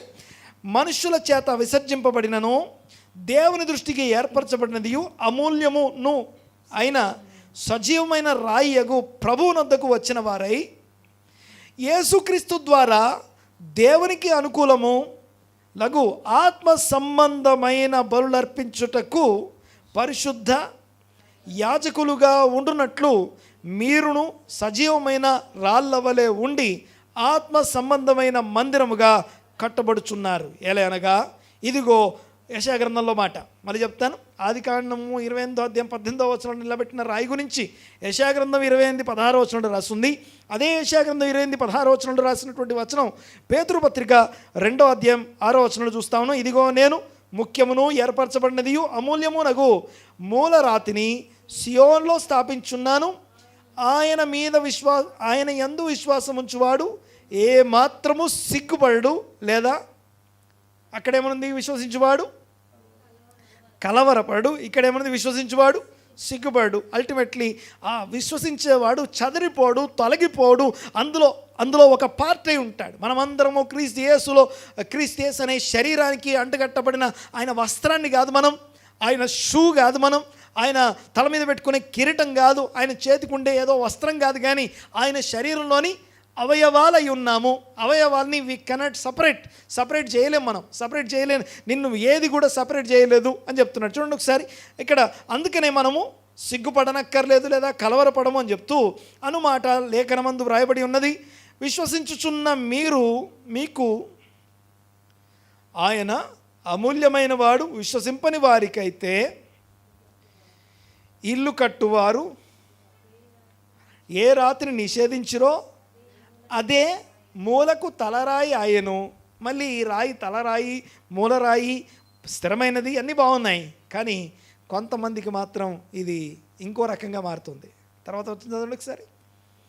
ఆ రాయి అడ్డురాయిగా, అంతేకాదు తొట్టురాయి అంటాం. దాన్ని తగిలి కింద పడిపోతాం. అదేంటిది? ఎవరు పడతారు దాన్ని తగిలి? దాంట్లో ఆ రాయిలో రాయి అయిపోయే వాళ్ళేమో స్థిరంగా ఉంటారు, కలవరపడరు, సిగ్గుపడినక్కర్లేదు. కలవరపడరు, సిగ్గుపడినక్కర్లేదు. ఒక్కసారి అది ఈ వచనం కూడా చదివేసేయండి. రోమీయులకు రాసిన పత్రిక 8వ అధ్యాయం 32వ వచనం.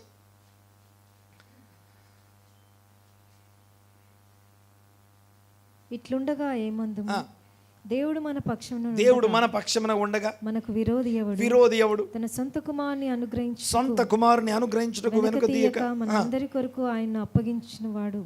ఆయనతో పాటు సమస్తమును ఎందుకు అనుగ్రహింపడు? దేవుని చేత ఏర్పరచబడిన వారిని నేరం మోపవాడు, వారి మీద నేరం మోపేవాడెవడు? తీర్చువాడు దేవుడే, శిక్ష విధించువాడెవడు? చనిపోయిన క్రీస్తు యేసు. అంతేకాదు మృతుల్లో నుండి లేచిన వాడు, కుడిపార్శ్వంన ఉన్నవాడును, మన కొరకు విజ్ఞాపనం కూడా చేయువాడును ఆయనే. క్రీస్తు ప్రేమ నుండి మనలను ఎడబాపువాడెవడు?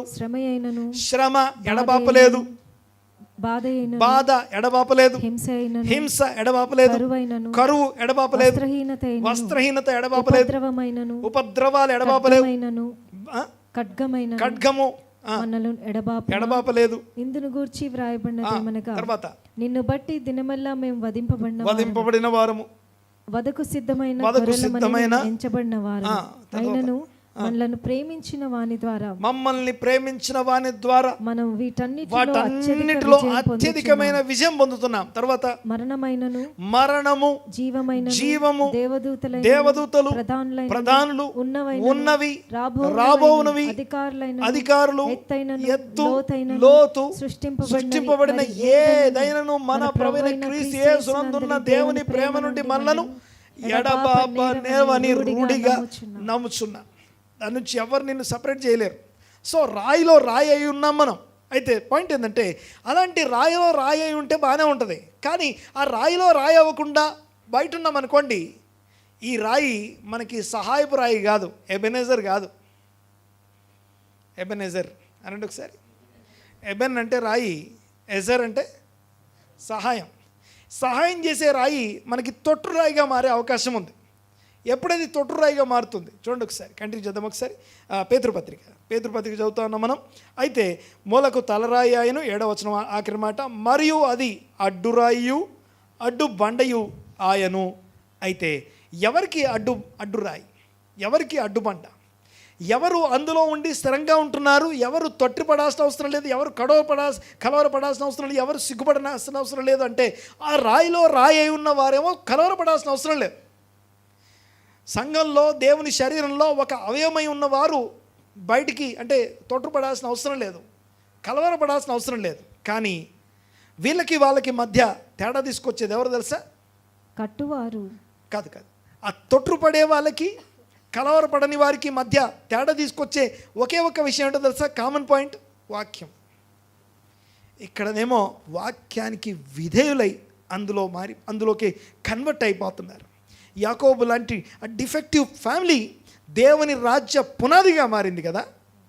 అయితే అదే అలాంటి డిఫెక్టివ్ మైండ్తో ఉన్నటువంటి మనం వాక్యానికి అవిధేయులం కనుక అయితే, అదే రాయి మనకు తొట్టు రాయి, అడ్డుబండగా మారబోతుంది. ఇంకోటి, ఈ రాయి ఇంకేదో కాదు, ఈ రాయి ఇంకేంటో కాదు, మన సంఘమే అదొక రాయి. ఈ సంఘము, ఈ సమాజం ఒక రాయి. సంఘానికి వచ్చేటప్పుడు, సంఘంలో ఉన్నప్పుడు ఎలా ఉంటామంటే, సంఘంలో ఒక రాయిలో రాయి అయిపోవాలి, అప్పుడు అది మొత్తం హోల్ స్ట్రక్చర్ ఉంటుంది. దాన్ని సంఘము, దాన్ని దేవుని మందిరం అంటాం. చూడండి ఒకసారి ఈ మాట జ్ఞాపకం చేస్తాను. కట్టువారు వాక్యమునకు, అంటే ఎవరైతే ఇది అవసరం లేదని రాయిని తృణీకరిస్తున్నారో, ఈ రాయి మాకు అక్కర్లేదని తృణీకరిస్తున్నారో, వారు వాక్యమునకు అవిధేయులై తొట్టిల్లుచున్నారు. దానికే వారు నియమించబడితిరి. అయితే మీరు చీకటిలో నుండి ఆశ్చర్యకరమైన వెలుగులోనికి మిమ్మును పిలిచిన వాని గుణాతిశయములను ప్రచురము చేయడానికి ఏర్పరచబడిన వంశమును, రాజులైన యాజక సమూహమును, పరిశుద్ధ జనము, దేవుని సొత్తైన ప్రజలు అయి ఉన్నారు. దేవునికి స్తోత్రం కలుగును గాక. దాని తర్వాత ఇంకో మాట కూడా ఉంది, ఒకప్పుడు ప్రజగా ఉండక ఇప్పుడు దేవుని ప్రజ జనాంగం అయ్యారు. దేవునికి స్తోత్రం కలుగును గాక. వాక్యమునకు అవిధేయత ఎక్కడున్నా సరే, దేవుని వాక్యము మనల్ని పరిశోధిస్తుందని మాట్లాడుకున్నాం. ఈ దేవుని వాక్యము అనుసరించిన వారు ఆ యొక్క బ్యాప్టిజంలోకి లేకపోతే సంఘంలోకి ఆహ్వానించబడి యేసు ప్రభు శిష్యుల సంఘాన్ని సంఘం అంట. డిసైపుల్స్ ఆఫ్ జీసస్ క్రైస్ట్ అన్నట్టు ఒకసారి మాట,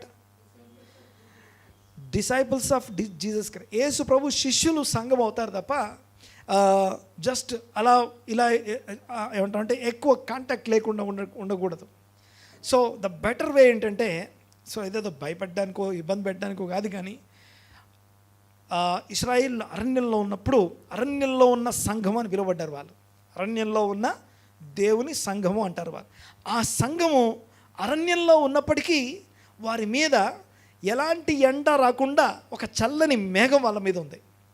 ఆ మేఘాన్ని ఏమంటామంటే, ఆ మేఘానికి ఒక పేరు ఉంది తెలుసా, షకీనా అంటాం. అనండి ఒకసారి.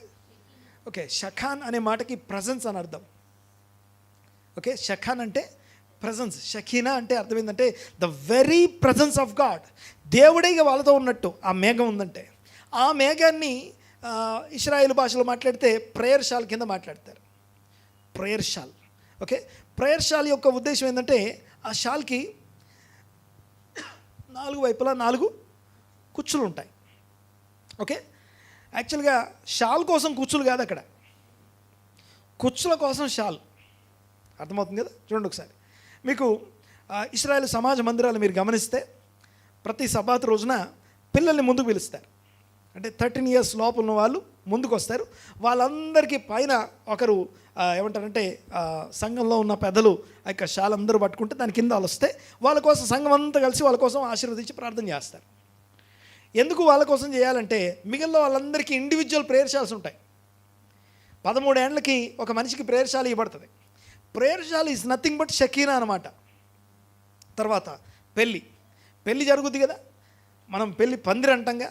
సో ఇశ్రాయేల్ పెళ్ళిళ్ళు మీరు గమనించండి ఒకసారి, ఎలా చేస్తారో తెలుసా, వాళ్ళు కూడా ఆ యొక్క పైన ప్రేయర్ షాల్ కింద పెళ్లి చేస్తారు. ఆ ప్రేయర్ షాల్ ఏంటంటే షకీనా మేఘం, the very presence of God అని అర్థం, దేవుని సన్నిధి అని అర్థం. అయితే నా పాయింట్ ఏంటంటే ఆ సన్నిధి కిందికి రావాలి అంటే ఆ సమాజంలో కలిసి ఉండాలి అని అర్థం. ఇత్రో వచ్చి ఆ సమాజంతో కలిసి ఉన్నాడు. అదే బిలాము ఆ సమాజంతో కలవకుండా సమాజాన్ని శపించడానికి వచ్చాడు. శపించడానికి వచ్చి తను నాశనం అయిపోయాడు. సో గమనించండి ఒకసారి, నిన్ను శపించువారు, ఓకే, నిన్ను దూషించువారు శపించబడతారు, నిన్ను ఆశీర్వదించువారు సో ఇప్పుడు సంఘము సమాజము, ఇక్కడ సమాజము సంఘం అంటే ఒక బ్యానర్ కాదు, ఒక టైటిల్ కాదు, it's a congregation of believers of Christ. క్రీస్తు యేసు యొక్క రక్తంలో తమ వస్త్రాలు ఉతుక్కున్నటువంటి కొంతమంది సముదాయాన్ని మనం కలిగి ఉంటాం కదా. సో దాంట్లో ఎలా కనెక్ట్ అయి ఉండాలనేది చాలా ప్రాముఖ్యమైన విషయం. ఎంత కనెక్ట్ అయ్యే కొద్దీ ఆ షెల్టర్, ఆ యొక్క మేఘం క్రింద మనం ఉంటాం, ఆ కవరింగ్ కింద మనం ఉంటాం. ఆ కవరింగ్ కింద ఇందాక నేను అన్నట్టుగా ఫోకస్ లేకపోవడం, లేకపోతే ప్రయారిటీ లేకపోవడం, మూడోది కంటెంట్మెంట్. ఈ 3 లేకపోయిన కారణం చేత they don't know the value of that covering. ఆ కవరింగ్ యొక్క విలువ తెలియని వాళ్ళు చాలామంది ఉన్నారు. ఆ విలువని గ్రహించని వారు చాలామంది కనబడతారు. చూడండి ఒకసారి. సో నేను దాని కింద ఉండాలి. ఒక విడో ఉందనుకోండి, ఇందాక నేను చెప్పాను ప్రేయర్ షాల్ కింద పెళ్లి చేస్తారని చెప్పాను. ఒక విడో ఏం చేస్తుందంటే, ఇప్పుడు ఉదాహరణకి రూతు ఉంది కదా, రూతు బోయజ్ దగ్గరికి వెళ్ళి నీ చెంగు నా మీద గప్పు అని అడుగుతుంది. అంటే దాని అర్థం ఏంటంటే I just wanted to come under your spiritual covering. నీ యొక్క కవరింగ్ అనగా నీ ప్రార్థనా జీవితానికి కారణమైనటువంటి దేవుని సన్నిధి నిన్ను గప్పుతుంది కదా, ఆ కవరింగ్ కిందికి నన్ను కూడా రానివ్వు అని అడుగుతుంది. సో మనం కూడా ప్రభువైన యేసుక్రీస్తు యొక్క స్పిరిచువల్ కవరింగ్ కింద మనం రావాలి. సంఘము సమాజానికి వేరుగా ఉండడం ద్వారా క్రీస్తుతో వేరుగా ఉన్నట్టే. మళ్ళీ చెప్తాను బాగా వినండి ఒకసారి. నాకు వేరుగా ఉండి మీరేమీ చేయలేరు. సో సమాజానికి సంఘానికి కనెక్ట్ అయ్యి ఉండి మనం ఏమన్నా చేయగలం. అయితే సంఘానికి వేరుగా ఉండడం అంటే అర్థం ఏంటంటే క్రీస్తుకు వేరుగా, ఇప్పుడు సంఘానికి వేరుగా ఉండి ఇండివిజువల్గా ఉండి నేను క్రీస్తుతో కనెక్ట్ అయ్యి ఉండడం అసాధ్యం. ఫస్ట్ ఒక స్టేట్మెంట్ చెప్పాను, దేవుడు మనల్ని లోపల నుంచి చూస్తాడా బయట నుంచి చూస్తాడా? లోపల నుంచి చూస్తాడు. Statement number 1. స్టేట్మెంట్ నెంబర్ 2 ఏంటంటే క్రీస్తుకు మనం బయట ఉండడం అంటే సంఘానికి బయట ఉండి క్రీస్తుకు కనెక్ట్ అయ్యి ఉండలేం. మళ్ళీ చెప్తాను, సంఘానికి వేరుగా ఉండి క్రీస్తుకు కనెక్ట్ అయ్యి ఉండడం ఇంపాసిబుల్. ఓకే, సో అందుకే ఇందాక చెప్పాను కదా, ఈ రాళ్ళన్నీ కలిసి ఒక దగ్గరికి వస్తే దాన్ని this is the house of God అంటాడు. రాళ్ళన్నీ ఒక దగ్గరికి వస్తే ఎక్కడ 2-3 నా నామమున ఏకీభవించి ఏకీభావంతో కూడి ఉంటారో అది దేవుని మందిరం, దేవుని సన్నిధి ఉండే స్థలం. అది దేవునికి స్తోత్రం కలుగునుగాక. అలాంటి దేవుని మందిరంగా, దేవుని హౌస్గా, దేవుని సన్నిధిలో ఇంపర్ఫెక్షన్స్తో మనం ఉండొచ్చు కాక, ఇంప్యూరిటీస్తో మనం ఉండొచ్చు కాక, లోపాలు బలహీనతలు మనకు ఉండొచ్చు కాక, కుటుంబాల్లో సమస్యలు ఉండొచ్చు కాక, ఇబ్బందులు ఉండొచ్చు కాక, ఎన్ని బలహీనతలు ఇబ్బందులు ఉన్నప్పటికీ దేవుడు కృప, ప్రేమ, దయ, కనికరము కలిగిన దేవుడు రోజు తన చేతులు జాపి ఇంకొక ఆపర్చునిటీ మనకి ఇస్తూ ఉన్నాడు. లెట్స్ కమ్ బ్యాక్, మళ్ళీ ఇంకొకసారి వెనక్కి వద్దాం రండి అని యాకోబుకి మళ్ళీ అవకాశం ఇవ్వబడింది. తర్వాత రూబేలుకి మళ్ళీ అవకాశం ఇవ్వబడింది. సో దేవుని ప్రజలైన వాళ్ళందరూ కూడా సెకండ్ ఛాన్స్ తీసుకున్న వాళ్ళే. ఈ బైబిల్లో నువ్వు చదువుకున్నటువంటి ప్రతి భక్తుడు కూడా సెకండ్ ఛాన్స్ తీసుకున్నాడే. మోసేకు సెకండ్ ఛాన్స్ ఇవ్వబడింది. చూడండి ఒకసారి, ప్రతి భక్తుని జీవితంలో సెకండ్ ఛాన్స్ అనేది ఉంటుంది. సో అలాగే ఎందుకు సెకండ్ ఛాన్స్ తీసుకుని వాళ్ళందరూ భక్తులు అయ్యారంటే వాళ్ళందరూ కాదు కానీ వాళ్ళందరికీ సెకండ్ ఛాన్స్ ఇచ్చిన దేవుడు గొప్పవాడు. అందరూ లేచిపెడతాం ఒక్కసారి, తల వంచి కళ్ళు మూసుకొని, ఇదిగో మనము ఎక్కడెక్కడ బలహీనతలతో ఉన్నామో ఆయన సన్నిధిని అనుభవించినట్లుగా తలలు వంచి కళ్ళు మూసుకొని ప్రార్థన పూర్వకంగా సిద్ధపడుతూ ఉన్నాము. ఒకసారి ప్రార్థన చేసుకుందాం. పరమ తండ్రి మా దేవ, మీకు వందనాలు, స్తోత్రం నాయన. ఏకీభవించిన మీ బిడ్డలందరినీ బట్టి మీకు వందనాలు చెల్లిస్తున్నా. ఘనత, మహిమ, ప్రభావం మీకే ఆరోపిస్తున్నాం నాయన. స్తోత్రం స్తోత్రం స్తోత్రం నాయన, మీకే వందనాలు. మనోనేత్రాలు వెలిగించండి, జ్ఞానము ప్రత్యక్షత కలిగిన మనస్సు మాకు అనుగ్రహించండి. సంఘమును దీవించి ఆశీర్వదించండి ప్రభువా. చెప్పబడుతున్న వాక్యము కేవలము ఇదిగో అనుకూలతను బట్టి గాక, సమయమందును అసమయమందును ప్రతి ప్రతికూలతలో కూడా ఇదిగో మీ యొక్క వాక్యమును గ్రహించి అర్థం చేసుకొని దాంట్లో కొనసాగే వారంగా మేమందరం ఉండటానికి సహాయం దయచేయమని ప్రార్థిస్తున్నాం. ఏకీవించిన ప్రతి కుమారుని మీ హస్తాలకు అప్పగిస్తున్నాం. దీవించి ఆశీర్వదించి వర్ధిల్ల చేయండి. యాకోబు ఎలాగైతే ఇదిగో ద మోస్ట్ కరప్టెడ్ ప్రపంచంలో ఉన్నప్పటికీ భక్తిని ఎలాగా కాపాడుకుంటూ వచ్చాడు, ఆ భక్తిని బట్టి తనని ఎలా దీవించారు, యాకోబును బట్టి లాభాన్ని ఎలా దీవించారు, ఇక్కడున్న ప్రతి ఒక్క ఆత్మీయని బట్టి వారున్న స్థలాలు దీవించబడునుగాక, వారు పనిచేస్తున్న సంస్థలు దీవించబడునుగాక, వారు నివసిస్తున్న అపార్ట్మెంట్లో ఉన్న వారు దీవించబడుదురుగాక. ఇదిగో గుర్తించదగినంత ఆశీర్వాదం ప్రతి ఒక్కరికి దయచేయండి ప్రభువా. ప్రతి అన్యుడు కూడా, లాభాన్ లాంటి అన్యుడు కూడా చూసి ఇదిగో మీరు లేకపోతే, ఇదిగో యాకోబు నువ్వు లేకపోతే నేను అభివృద్ధి చెందను అని గుర్తింపు ప్రతి ఒక్కరికి కలుగునుగాక. అంత ఆశీర్వాదం ఒక్కొక్కరికి దయచేయమని వేడుకుంటున్నాము తండ్రి. అంతేకాదు ఇదిగో ఒక్కొక్కరి పక్షంగా విజ్ఞాపన చేస్తున్నాం. వారిలో ఉన్న బలహీనతలు, ఇబ్బందులు వాటన్నిటినీ అధిగమించడానికి అవసరమైనటువంటి కృప ప్రతి ఒక్కరికి దయచేయమని ప్రార్థిస్తున్నాం. మీ సన్నిధి, మీ సహాయం, మీ కాపుదల, భద్రత ప్రతి ఒక్కరికి తోడుగా ఉంచి నిలబెట్టి స్థిరపరచండి నాయన. బహుస్థిరమైన పునాది రాయిలో మీ బిడ్డలం మేము అందరం ఒకటిగా ఉండటానికి సహాయం దయచండి. వేయబడిన పునాది గాక మరల పునాది వేయబడదన్న మాటను బట్టి, అపోస్తలులు ప్రవక్తలు వేసిన పునాది అన్న మాటను బట్టి మీకు వందనాలు, స్తోత్రం నాయన. ప్రవక్తలు అపోస్తలులు వేసిన పునాది మీద ఇదిగో ఎలా కట్టబడాలో బోధపరచండి.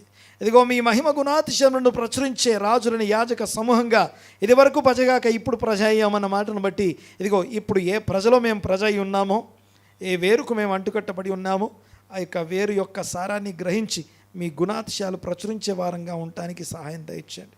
ఏకీభవించిన ప్రతి వ్యక్తి కొరకు ప్రార్థన చేస్తున్నానైనా వారి స్థితిగతుల్లో ఏ అవసరం, అక్కర ఇదిగో మీ బిడ్డలు కలిగి ఉన్నారో, ఈ లోపలికి వచ్చేటప్పుడు ఎలాంటి యాంగ్జైటీ, ఎలాంటి విచారంతో ఉన్నారో, ఈరోజు మీ బిడ్డలు ఈ వాక్యం వినడానికి ఇదిగో చెప్పబడిన వాక్యం వారిని పరిశుద్ధపరచునుగాక. ఇప్పుడే వారి అవసరాలు, అక్కర్లన్నీ మహిమలో తీర్చబడునుగాక. మీ సన్నిధి మీ బిడ్డలకు తోడుగా ఉండి నడిపించి దీవించి ఆశీర్వదించునుగాక. వందనాలు, స్తుతులు, స్తోత్రునైనా. ఎవరెవరైతే ఇబ్బందుల్లోనూ అక్కర్లో అవసరాల్లో ఇదిగో ఆర్థిక ఇబ్బందుల్లో వచ్చారో వారి కోసం ప్రార్థన చేస్తున్నాం. ఆర్థికమైనటువంటి సంగతులను మేనేజ్ చేయడానికి అవసరమైన క్యారెక్టర్ని, అవసరమైనటువంటి తెలివి, వివేచన, జ్ఞానము ప్రతి ఒక్కరికి అనుగ్రహించండి. అలాగే ప్రత్యేకంగా అనారోగ్యంతో ఉన్న వారి కోసం ప్రార్థన చేస్తూ మా ప్రియులు అనేకులు ఈ రోజున ఇదిగో నాయన ప్రభువా అనారోగ్యంతో ఉన్నారు. వారందరి కోసం కూడా ప్రార్థన చేస్తున్నానైనా. క్రీస్తు గొప్ప నామన వారి మీద మీ కనుదృష్టి ఉంచండి. ఒక్కసారి వారిని జ్ఞాపకం చేసుకోండి. ఇదిగో ఇప్పుడే నాయన ప్రభువా వారిని దర్శించమని ప్రార్థన చేస్తున్నా. స్వస్థపరచండి. యేసు క్రీస్తు శిలువ మీద పొందిన దెబ్బల చేత కలుగు స్వస్థత ఇప్పుడే మీ బిడ్డలను కలుగునుగాక. యేసు శరీరంలోని ఆరోగ్యం వారికి ఇప్పుడే అనుగ్రహించబడునుగాక. స్వస్థపరచండి నాయన. అలాగే ఈ సమయంలో ఆత్మీయంగా ఇదిగో ఎవరైతే కన్విక్షన్ ఇదిగో విన్న వాక్యాన్ని బట్టి తమ అంతరంగంలో తీర్మానాలు చేసుకుంటున్నారో ఇదిగో ఆ తీర్మానాలు బలమైన తీర్మానాలుగా ఉండటానికి సహాయం దయచేయండి. ఆ తీర్మానాలతో ఇదిగో వారు ముందుకు వెళ్తుండగా ఈ వారం అంతా జీవించబోతుండగా కావలసిన ధైర్యము, స్థైర్యము, విశ్వాస్యత, ఇదిగో కృప, కనికరము, దయ మీ బిడ్డలందరికీ అనుగ్రహించమని ప్రార్థిస్తున్నాం. ఘనత, మహిమ, ప్రభావం మీకు ఆరోపిస్తూ ఏకీపించిన వారిని, నూతనంగా జాయిన్ అయిన వారిని అందరినీ మీ హస్తాలకు అప్పగిస్తూ దీవించి ఆశీర్వదించి ఈరోజు రాలేకపోయిన వారిని కూడా మీ హస్తాలకు అప్పగిస్తూ ఆన్లైన్లో ఏకీపించడం మీ హస్తాలకు అప్పగిస్తూ స్తుతించి ఆరాధించి మీ నామాన్ని గొప్ప చేస్తూ ఈ ప్రార్థన నజరేయుడైన యేసుక్రీస్తు నామమున అడిగి బ్రతిమాలి వినయంతో వేడుకొంచున్నాం తండ్రి. ఆమేన్.